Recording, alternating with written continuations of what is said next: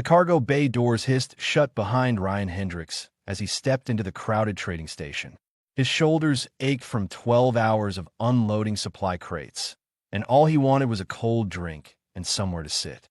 The main corridor buzzed with activity as dozens of species moved past him, their voices mixing into a constant hum of galactic commerce. He found a cantina tucked between a fuel depot and a weapons shop. Inside, the air smelled like a dozen different atmospheres mixed together, each species bringing their own world with them. Ryan squeezed past a group of tall, bird-like traders and found an empty stool near the corner. The bartender, something with too many arms and compound eyes, slid him a drink without asking. Ryan sipped it carefully. Not bad. Tasted like artificial citrus. Across the room, someone laughed too loud. Ryan glanced over and saw a massive reptilian figure holding cord at the center table. The creature stood nearly 8 feet tall, covered in dark green scales that looked thick enough to stop bullets. Scars crossed its face and arms like badges of honor. "You think your homeworld is tough?" the reptilian boomed. His voice made the glasses shake on nearby tables. "Let me tell you about Vorthia. Our gravity is twice what most of you weaklings can handle. Our oceans boil during the day. We have predators that hunt in packs of 50, each one bigger than your shuttles." Other aliens around the table murmured in appreciation. Some looked impressed. Others looked skeptical, but stayed quiet. A crystalline being sitting to the reptilian's left chimed in, its voice like wine through glass tubes. "Impressive, Grawl, but my homeworld makes yours look comfortable. We evolved on a moon with 3 times standard gravity. Our atmosphere is methane and ammonia. Surface temperature never rises above -200 degrees. Grawl snorted, but nodded with respect. "The Quallans are tough. I'll give you that, Nisht." More species joined in, each trying to top the last. A squat, rock-like being talked about living underground to escape constant meteor storms. A floating jellyfish creature described oceans of liquid methane where pressure would crush most ships. A 4-armed mammal bragged about fighting off pack hunters since childhood. Ryan listened while nursing his drink. He'd heard these conversations before at a dozen different stations. Everyone thought their homeworld was the toughest, the most dangerous, the most worthy of respect. It was all part of the game. "What about you, human?" Ryan looked up. A mantis-like creature in a security uniform stood nearby, its triangular head tilted in curiosity. The name tag read Captain Doran. "Me?" Ryan set down his glass. "Yes. We've heard from almost everyone else. Where do humans come from?" The conversations around the center table died down. Grawl turned to look at Ryan with interest. Several other species shifted to get a better view. Ryan shrugged. "Earth. It's in the outer spiral arm, yellow star, 3rd planet. And what makes Earth so special?" Grawl asked, his tone friendly but condescending. Like an adult asking a child about their imaginary friend. "Nothing really," Ryan said. "It's just home." Nish's crystalline form shimmered with what might have been laughter. "Come now. Every world has something. Extreme weather? Dangerous predators? Hostile environments? Sure, we've got all that," Ryan admitted. "But it's probably not as dramatic as your world's." Grawl laughed, a deep rumbling sound. "An honest human. I like that. Most species try to exaggerate their homeworld's dangers. You admit yours is probably comfortable." Ryan smiled, but didn't correct him. He learned that sometimes it was easier to let people believe what they wanted. "So Earth is a garden world, then?" Doran asked, making a note on his datapad. "Mild climate, low gravity, stable atmosphere. The gravity's pretty standard," Ryan said. 1G is the baseline measurement, right? That's Earth gravity. Several aliens exchanged glances. They'd never made that connection before. "And the climate?" Nish pressed. Ryan considered his drink. "It varies. We got different zones. Hot near the equator, cold near the poles. Most places in between get all 4 seasons. For seasons?" Grawl leaned forward. "Explain. Spring, summer, fall, winter. Temperature changes, weather patterns shift. Nothing too crazy. Maybe 50 or 60 degrees difference between summer and winter in most places. Sometimes more." The cantina had gone quiet now. Everyone was listening. 50 degrees. Nish's voice went up an octave. Your planet's temperature swings 50 degrees regularly, give or take, Ryan said. Depends where you live. Deserts get hotter in the day and colder at night. Coastal areas are more stable. Arctic and Antarctic regions stay pretty cold year-round. Arctic and Antarctic, Doran repeated slowly. You have names for multiple frozen regions? Two main ones. Big ice caps on the top and bottom of the planet. Nobody really lives there permanently except research teams. Grawl's expression had changed from amused to confused. But you said Earth was comfortable. It is, Ryan said. Once you get used to it. The crowd around him shifted uncomfortably. Someone whispered to their companion in a language Ryan didn't recognize. These weather patterns, Nish said carefully. Do they cause destruction? Ryan thought about hurricane season, tornado alley, blizzards that buried entire cities. Sometimes. We call it weather. You learn to prepare for it. Weather. Grawl repeated the word like he was tasting something unfamiliar. Ryan finished his drink and stood up. Thanks for the conversation. I've got an early departure tomorrow.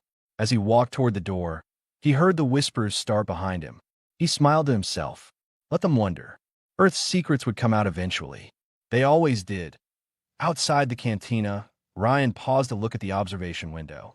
Somewhere out there, past thousands of stars, Earth waited. Deadly, beautiful, and home.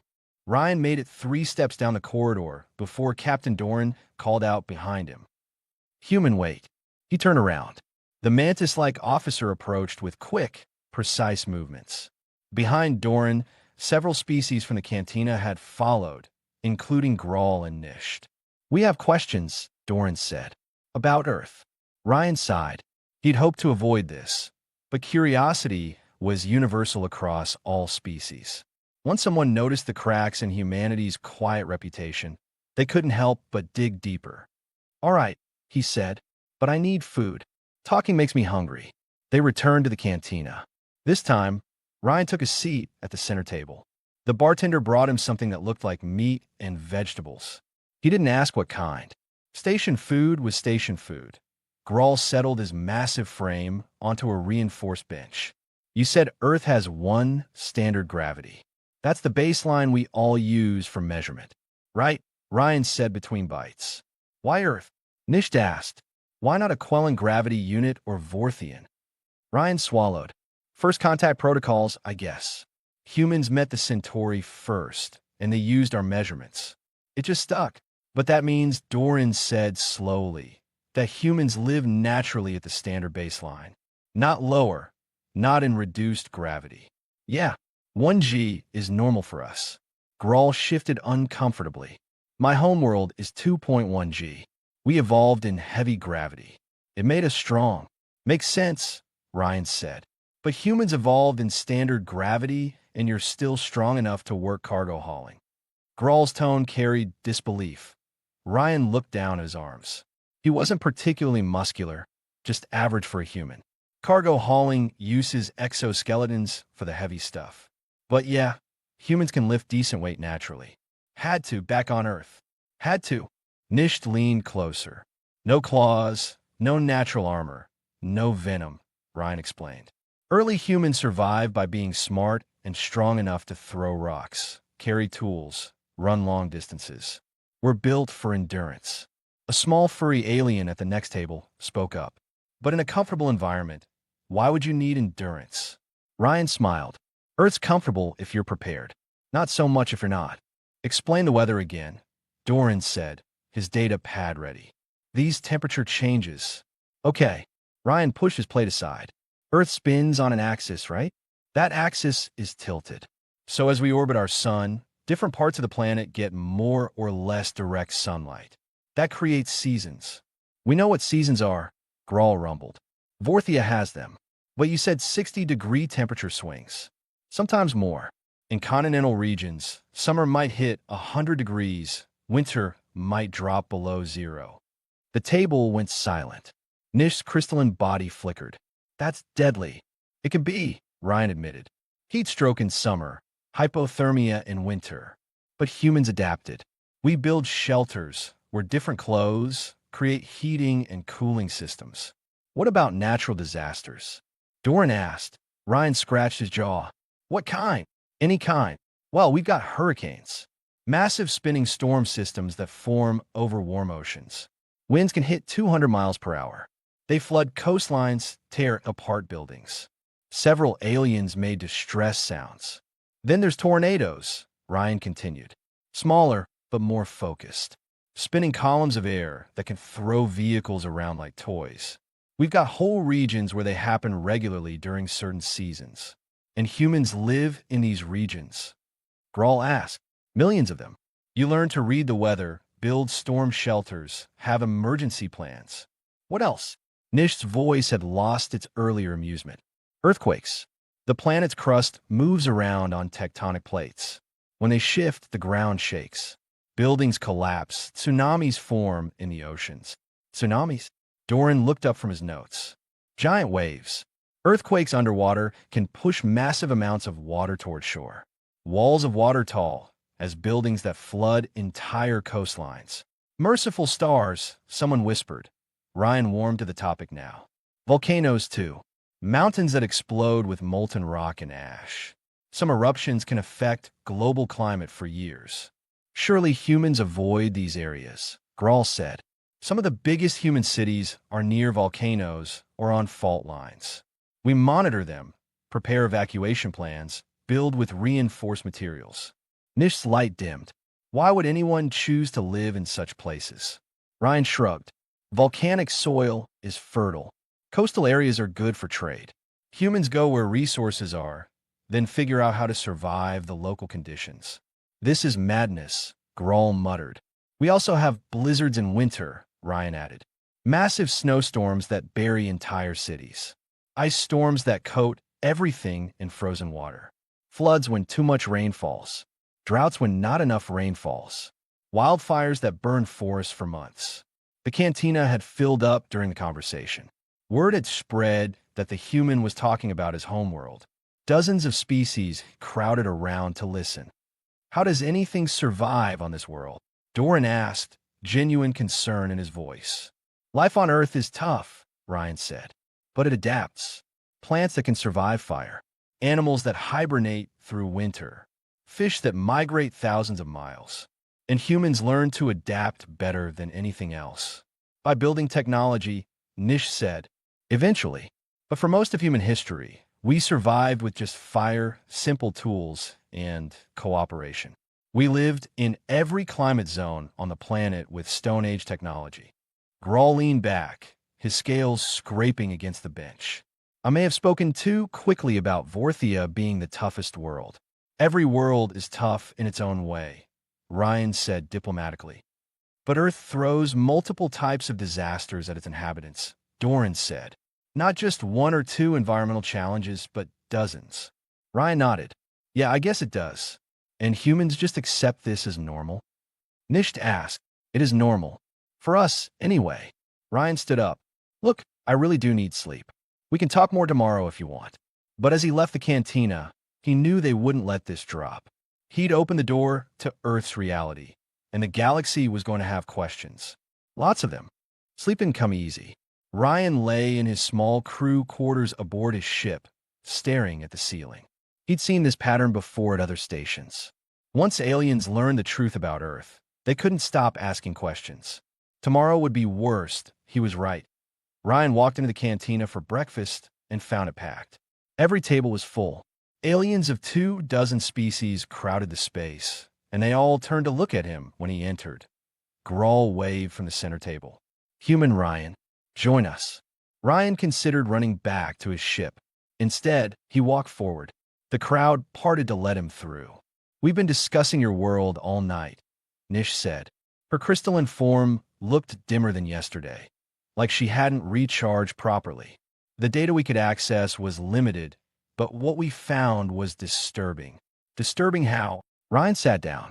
Someone put food in front of him. He started eating. Doran pulled up a holographic display. We researched Earth's predators. The biological database has extensive files. Images flickered to life above the table. A lion mid-roar. A great white shark breaching water. A grizzly bear standing on hind legs. These creatures hunt humans, asked a small green alien Ryan didn't recognize. They can, Ryan said, but mostly they avoid us now. Humans are pretty good at defending themselves. How? Grawl demanded. You said humans have no natural weapons. We don't, but we make weapons. We're really good at making weapons. More images appeared. A massive crocodile, a cobra with its hood spread, a polar bear on ice. This says polar bears can weigh over 1,000 pounds, Nisht read from the data. And humans live in the same regions? Some do. Arctic communities have lived with polar bears for thousands of years. How do you fight something that large without natural weapons? Ryan sipped his drink. You don't fight if you can avoid it. You respect the animal, understand its behavior, stay alert. If you have to fight, you use tools. Spears, guns, whatever works. A tiger appeared in the hologram, frozen mid-leap. Its teeth looked as long as Ryan's fingers. Beautiful animal, Ryan said.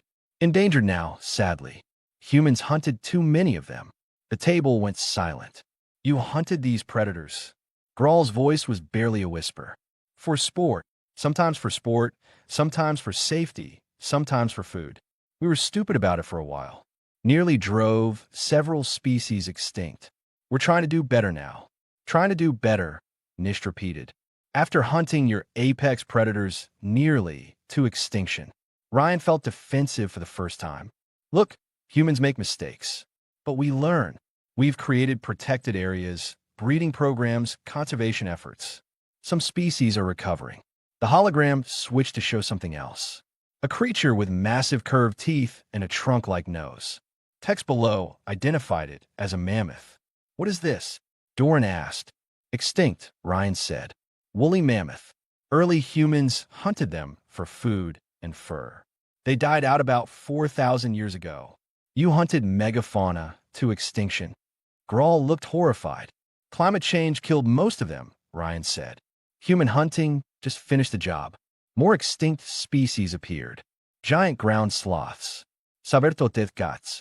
Cave bears. Earth's history is filled with extinction events, Nisht said, reading from her datapad. Multiple mass die-offs where most life on the planet perished. 5 major ones, Ryan confirmed. The worst killed about 95% of all species. And life recovered? Someone asked from the crowd. Always. It takes millions of years, but life comes back. Earth is good at producing life. And good at killing it, Grawl muttered. Fair point, Ryan admitted. Doran pulled up new images. Mosquitoes, parasitic worms, microscopic bacteria. These are listed as some of Earth's most dangerous organisms, Doran said. But they're tiny. Size doesn't matter, Ryan said. Mosquitoes spread diseases that killed millions of humans before we developed medicine. Malaria, dengue fever, yellow fever. Parasites that eat you from inside. Bacteria that cause infections. What about viruses? Nisht asked. Ryan's expression darkened. Smallpox killed hundreds of millions throughout history. Spanish flu killed 50 million in 2 years. Plague wiped out a third of Europe in the 1400s. We've had pandemic after pandemic. How is your species not extinct? Asked a fur-covered alien from the back. We're stubborn, Ryan said, and we work together when we have to. We develop medicine, vaccines, antibiotics. We learn to fight diseases the same way we learned to fight predators. With tools, knowledge, and cooperation. Grawl stood up suddenly. His massive frame towered over the table. I need to revise my assessment. Vorthia is harsh. Our gravity is heavy. Our predators are large. Our volcanoes are frequent. But we evolved armor to handle it. Natural defenses. He looked down at Ryan. Humans evolved nothing. No claws, no armor, no venom, no natural immunity to diseases. You're soft by our standards.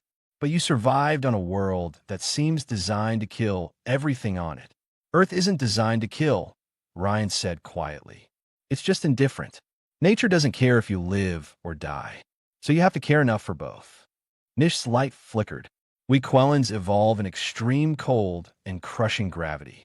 Our biology adapted to survive. But we only face those 2 challenges. Earth throws everything at you, Doran said. Heat, Cold, predators, diseases, natural disasters. Not just one or two threats, but dozens simultaneously. And humans learned to handle all of it, Grawl finished. Ryan stood up. Look, every species here survived their homeworld. Every species here is tough in their own way. Earth just required different skills to survive. What skills? Someone called out. Ryan thought for a moment. Adaptability, endurance, the ability to learn fast and work together. Humans can't survive Earth alone. We need our communities, our tools, our knowledge passed down through generations. He headed for the door. I've got cargo to load. We'll talk later. But he could feel their eyes on his back. The soft human from the garden world. They were starting to understand what Earth really meant. Ryan spent the next few hours loading cargo onto his ship. The physical work felt good, gave him time to think. He'd said too much in the cantina, let too many details slip. Other humans preferred to keep Earth's reputation quiet. Why advertise that you came from a death world when you could just blend in? But the truth was out now. No putting it back. His communicator buzzed. A message from Doran asking him to come to the observation deck. Ryan sighed, sealed the cargo bay, and headed that way. The observation deck offered a view of the nebula beyond the station. Purple and blue gases swirled in the distance, lit from within by newborn stars. Dozens of aliens crowded the space, and more filed in as Ryan arrived. Grawl stood near the center with Nisht and Doran. They'd set up holographic displays showing Earth from orbit. The planet rotated slowly, blue and green and white. It looks peaceful, Nish said when Ryan approached. It is, Ryan said. From up here, Doran gestured to the displays. We accessed historical databases about Earth. With your permission, we'd like you to explain some things we found. Go ahead. The display shifted to show layers of rock and fossils. Timeline markers appeared, stretching back millions of years. Earth has had 5 major extinction events, Doran began. The first was 450 million years ago. The most recent was 66 million years ago. Sounds right, Ryan said. The most recent event was caused by an asteroid impact, Nisht added. A rock 10 kilometers wide hit Earth with the force of billions of nuclear weapons. The hologram showed the impact. A mountain-sized rock slamming into shallow water. The explosion, the shockwave, the debris cloud spreading across the planet. It killed the dinosaurs, Ryan said. Big reptiles that dominated the planet before mammals took over. Grawl leaned forward. How big? Somewhere as long as this observation deck. Weighed as much as 10 of you. They were everywhere, in every environment. Then the asteroid hit, and most of them died within months. Most, Doran asked. Some survived and evolved into birds. We still have them on Earth. A bird appeared in the hologram. A hawk, wings spread, talons extended. This is a dinosaur descendant. Grawl sounded skeptical. Yep, they got smaller, grew feathers, learned to fly. Evolution is weird. The display shifted again. Ice sheets spreading from the poles, covering continents in white. Ice ages, Nish said. Earth has had several cycles where global temperature drops and frozen water covers large portions of land. Right? The last one ended about 12,000 years ago. Humans existed during ice ages. Grawl asked. Yeah, we evolved during them. Early humans survived by following animal migrations, making warm clothes from furs, building shelters, keeping fires going. In frozen wastelands with Stone Age technology, Doran said. We didn't have much choice. You adapt or you die. More images appeared. Volcanic eruptions, their ash clouds darkening skies. Earthquake damage splitting cities apart. Tsunami waves swallowing coastlines. Earth's tectonic plates are still active, Nisht explained to the crowd. The planet's surface is broken into sections that constantly move and grind against each other. That's normal for younger planets, Ryan said. Earth is only about 4.5 billion years old. Still pretty active geologically. Most species evolve on older, more stable worlds, Doran said. Tectonic activity has slowed or stopped. But Earth is young and violent. The hologram zoomed in on a chain of volcanoes encircling the Pacific Ocean. The Ring of Fire, Ryan said. 75% of Earth's volcanoes are in this zone. Most of the planet's earthquakes happen here too, and the human population in this region. Nisht asked, billions. Some of our biggest cities are right on the Ring of Fire. Tokyo, Los Angeles, Manila, Jakarta. What? Grawl demanded. Why build cities in the most dangerous zones? Ryan shrugged. Good harbors, trade routes, fertile soil. Humans go where resources are, then learn to handle the risks. That's insane, someone muttered from the crowd. Maybe, Ryan admitted, but it's normal for us. The display changed to show Earth's atmosphere. Weather patterns swirled across the globe. Hurricanes spinning over oceans. Storm systems marching across continents. Your atmosphere is incredibly active, Nisht observed. We've been monitoring Earth's weather patterns. The amount of energy moving through your air systems is extraordinary. Yeah, we've got dynamic weather. Keeps things interesting. Doran pulled up statistics. On average, Earth experiences 1,000 tornadoes per year, 80 tropical cyclones, thousands of severe thunderstorms, millions of lightning strikes daily. Lightning? Asked a small alien with wide eyes. Electrical discharge from clouds, Ryan explained. Superheated air that explodes with sound and light. Can start fires, kill people, destroy equipment. We get about 8 million strikes per day worldwide. The crowd murmured in disbelief. Here's what I don't understand, Grawl said. He moved closer to Ryan, his bulk casting a shadow. Every world has dangers, but Earth seems to have all of them at once. Geological instability, extreme weather, temperature swings, deadly predators, microscopic killers. How did complex life survive long enough to evolve intelligence? Barely, Ryan said honestly. Evolution on Earth is a story of things dying. 99% of all species that ever lived are extinct. The ones that survived were lucky, adaptable, or both. And humans? Nisht asked. We showed up late to the party. Primates evolved after the dinosaurs. Early humans appeared a few million years ago. Modern humans only about 300,000 years ago. We're babies compared to Earth's age. But in that short time, you conquered the planet, Doran said. Ryan thought about that. Conquered is a strong word. We survived it, learned to live with it, made tools and communities strong enough to handle what Earth threw at us. And now you travel the stars, Grawl said quietly. Now we travel the stars, Ryan agreed. But we never forget where we came from. The hologram showed Earth again, rotating peacefully. Beautiful and deadly and home. I'm starting to understand, Grawl said, why human ships are built with such heavy redundancy.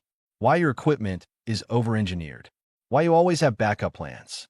Earth taught us that nothing ever goes according to plan, Ryan said. So we prepare for everything. The cantina had become an unofficial gathering place for the station's population. Ryan walked in the next morning to find the place transformed into something like a lecture hall. Chairs and benches lined up in rows. A large display screen dominated one wall. He tried to back out, but Grawl spotted him. There you are. We have more questions. Ryan surrendered to the inevitable and took a seat at the front. At least they brought him coffee this time. Real Earth coffee somehow. He didn't ask how they got it. We've been reading about human history, Nisht began. Your species has only existed in its current form for a few 100,000 years. About 300,000, Ryan confirmed. Give or take. And for most of that time, you had no advanced technology, Doran added. No space flight, no computers, no modern medicine, right? Most of human history was stone tools and fire. Yet you survived, Grawl said. Not just survived, but spread across your entire planet. Ryan sipped his coffee. Humans are good at walking. We can travel long distances, carry supplies, adapt to new environments. Our ancestors walked out of Africa and eventually reached every continent except Antarctica. They walked, Nisht repeated. Across deserts, mountains, frozen tundra. It took thousands of years. But yeah, we walked. Followed food sources, looked for better territory, escaped threats. Walking is what humans do best. The display screen lit up, showing a map of human migration patterns across Earth. Lines spread from Africa across Asia, into Europe, across a land bridge to the Americas. You crossed oceans, Doran observed. Eventually, first on rafts, then boats, then ships. Humans have always been curious about what's on the other side. Even when the other side might kill you, Grawl said. Especially then. The dangerous places often had resources nobody else wanted. If you could survive there, you had less competition. A question came from the crowd. What about human conflict? Your history shows constant warfare. Ryan's expression grew somber. Yeah, humans fight each other. A lot. Wars over territory, resources, beliefs, power. We're really good at killing each other. That's common among young species, Nish said. But you developed weapons of mass destruction. Nuclear bombs capable of destroying cities. We built thousands of them, Ryan admitted. Came close to using them a few times. That was a scary period in our history. Why didn't you? Asked someone from the back. Fear, mostly. We realized that if we used them, everyone would die. Even the winners would lose. So we stepped back from the edge. Mostly. Grawl raised an eyebrow ridge. We still have the weapons. Just don't use them. We learned that some lines shouldn't be crossed. Doran pulled up more data. Human life expectancy has changed dramatically. 2,000 years ago, average humans lived maybe 30 years. Now you live 80 or more. Medicine improved, Ryan said. We figured out sanitation, antibiotics, surgery, vaccines. Used to be that a simple infection could kill you. Now it's just an inconvenience. But even with modern medicine, Nisht said, Earth is still dangerous. Sure, people still die from disasters, diseases, accidents, but a lot fewer than before. We've gotten better at protecting ourselves.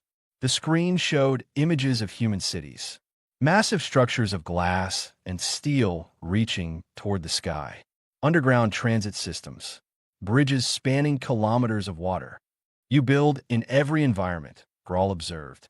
Desert cities, coastal cities, mountain cities. Cities in earthquake zones and hurricane paths. We build where we need to be, Ryan said. Then we make the buildings strong enough to survive local conditions. What about space? Someone asked. When did humans begin leaving Earth? Ryan thought back to his history lessons. First satellite went up in the 1950s. First human in space in the 60s. Moon landing in 69. We've been building momentum ever since. Less than 100 years ago, Doran said. You're newcomers to space. Yeah, but we're fast learners. We watched how other species did it, borrowed some ideas, developed our own. Now humans are all over the local sectors. Why leave Earth if it's your home? Nisht asked. Ryan smiled. Because it's there. Humans have always looked up at the stars and wondered what's out there. When we finally had the technology to find out, nothing could stop us. Even though space is more dangerous than Earth. Grawl challenged. Space is different dangerous. Vacuum, radiation, distances that take years to cross. But humans are good at solving problems. We built ships with heavy shielding, strong hulls, redundant systems. We approached space the same way we approached Earth. Respect the danger, prepare for everything, never give up. The display changed to show a human colony on a distant planet. Domat habitats, farming zonas, industrial complexas. You even bring Earth with you, Nish said. Plants, animals, soil samples. Every human colony tries to recreate pieces of your homeworld. Of course, Ryan said. Earth is home. We take it with us wherever we go. Don't you want to escape it? Asked a young alien with blue skin. Find somewhere safer, easier? Ryan shook his head. Earth made us who we are. The challenges, the dangers, the diversity. We learned everything we know from trying to survive there. Why would we want to forget that? Grawl stood up, his full height impressive in the enclosed space. I have fought in wars. I have hunted predators on my homeworld. I thought I understood what it meant to be tough. He looked at Ryan with something like respect. But Vorthians evolved natural armor and strength because Vorthia is harsh. We needed those advantages to survive. And humans? Ryan prompted. Humans had nothing. No armor, no claws, no venom. Just soft skin and stubborn minds. But you survived anyway. You looked at a world trying to kill you and decided to not just survive it, but master it. Ryan stood up as well. We didn't master Earth. We just learned to live with it. There's a difference. Is there? Nisht asked. You've spread across your entire planet. You've eliminated or controlled most threats. You've left your world to explore others. Earth could kill us all tomorrow, Ryan said quietly. One big asteroid, one massive volcanic eruption, one pandemic we can't stop. We live knowing that, but we live anyway. The cantina was silent for a long moment. Finally, Doran spoke. We've been thinking about human security classifications wrong. Earth isn't a garden world. It's a death world that humans simply refuse to die on. Ryan finished loading the last of his cargo as the station's artificial night cycle began. His ship was fueled, supplies were stocked, and his departure was scheduled for morning. He should have felt relieved. Instead, he felt like he'd started something he couldn't finish. The cantina door slid open as he approached. Inside, the usual evening crowd had gathered, but the atmosphere was different. Quieter, more thoughtful. Grawl waved him over. The big Vorthian had a contemplative look on his scaled face. Last night on the station, Grawl asked. Yeah, heading to the Centauri system tomorrow. Ryan sat down. Someone brought him food without asking. The station staff had learned his preferences. We've been talking, Nisht said. Her crystalline form pulsed with soft light. About everything you shared.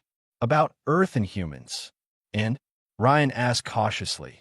Doran joined them, off-duty now, but still carrying his datapad. The galactic community has been making assumptions about humanity. We saw that you came from a planet with standard gravity, breathable atmosphere, liquid water. We assumed Earth was comfortable. Everyone comes from somewhere, Ryan said. Every species has their own challenges. True, Grawl agreed. But we've been thinking about it wrong. Vorthians are strong because Vorthia's gravity is heavy. Quellan survive cold because their world is frozen. We evolved to match our environments. Humans did too, Ryan pointed out. No, Nish said firmly. Humans evolved in spite of their environment. You have no natural defenses. Your planet kept changing the rules, throwing new challenges. So you learned to adapt faster than evolution could give you biological advantages. Ryan considered that. I guess that's true. A group of younger aliens approached the table, led by the blue-skinned one who'd asked questions earlier. Can we ask something? Sure, Ryan said. Are all humans like you? Calm about the dangers, accepting of the risks. Ryan laughed. No, some humans are terrified of spiders. Some won't go near the ocean. Some hate heights or storms or darkness. We all have our fears, but you face them anyway, the young alien said. Most of the time, fear is just information. It tells you something might be dangerous. Then you decide what to do with that information. Grawl leaned back in his seat. I need to tell you something. When I first met you, I thought you were weak. Soft. From an easy world. I know, Ryan said without offense. I was wrong. Not about you being soft. You're soft compared to Vorthians. No scals, no armor. Thanks for noticing, Ryan said dryly. But soft doesn't mean weak. You're dangerous in a different way. Vorthians are warriors because we were born to fight. Humans are dangerous because you refuse to accept limitations. I'm not sure I understand. Nish spoke up. You told us the humans walked across continents with Stone Age technology, survived ice ages with fire and fur, crossed oceans on wooden boats, reached space in less than a century after inventing powered flight. We're persistent, Ryan admitted. You're relentless, Doran corrected. Every obstacle becomes a problem to solve. Every danger becomes something to study and overcome. Earth threw everything at you, and you just kept going. An older alien with gray tentacles joined the conversation. I work in station engineering. We've started looking at human ship designs. Your redundancy systems are excessive by galactic standards. Better safe than sorry, Ryan said. But it's more than that. Your life support has 5 backup systems. Your power generation has 3 independent sources. Your hull is twice as thick as necessary. Your emergency supplies could last for months. Standard design philosophy. Plan for the worst. Because Earth taught you that the worst can always happen, Grawl said. You build everything expecting it to fail eventually. Ryan shrugged. Things break. Systems fail. Better to be ready. Most species trust their primary systems, Nish said. If something breaks, they call for help. Humans assume help won't come in time. Because on Earth, it usually didn't. If you got stuck in a blizzard or lost at sea, you survived with what you had. You learned to be self-sufficient. The cantina had filled up during the conversation. Word had spread that this was Ryan's last night, and people wanted to hear more. Someone called out a question. Would you go back to Earth if you could? Ryan smiled. I go back every few years. Visit family, see the oceans, feel real gravity. Earth is home. Always will be. Even though it's dangerous? Because it's dangerous. Because it's beautiful. Because it's ours. You don't stop loving something just because it can hurt you. Grawl stood up suddenly. He reached into his uniform and pulled out something small. A crystal pendant carved in the Vorthian style. This is a warrior's mark, Grawl said. On my world, we give it to those who prove themselves in combat or survival challenges. He placed it on the table in front of Ryan. You have earned this. Not through combat, but through something more impressive. You and your species survived a world that should have killed you. You learned from it. You mastered it without losing your compassion or curiosity. Ryan picked up the crystal. It was warm, probably from Grawl's body heat. I can't accept this. I haven't done anything. You survived Earth, Grawl said simply. That's enough. Other aliens came forward. Nisht offered a data chip with Quellan scientific knowledge. Doran provided a station security clearance upgrade. The engineering alien gave him schematics for improved shielding systems. Gifts piled up on the table. Small tokens from dozens of species who'd listened to his stories about Earth. Ryan felt overwhelmed. This is too much. I just answer questions. You changed how we see humanity, Nish said. We thought humans were soft because you came from a comfortable world. Now we understand. Humans are soft, but you're also survivors. You're compassionate, but relentless. You're individual, but you work together. Earth made you strong in ways we didn't recognize, Grawl added. Because your strength isn't physical. It's mental. It's adaptability and persistence and a refusal to give up. Ryan gathered the gifts carefully. Thank you, all of you. He stood up and looked around the crowded cantina. Every species here survived their homeworld. That makes all of you tough in your own way. Earth is just one world among billions. But it's the world that made humans, Doran said. And humans are going to change the galaxy. Ryan headed for the door, his arms full of gifts. As he left, he heard Grawl's voice behind him. Safe travels, human. May your journey be as persistent as your species. Ryan smiled and kept walking. Tomorrow he'd leave the station and head for Centauri space. But he'd remember this place. Remember the night the galaxy learned what Earth really meant. Outside, through the observation windows, distant stars waited. And somewhere among them,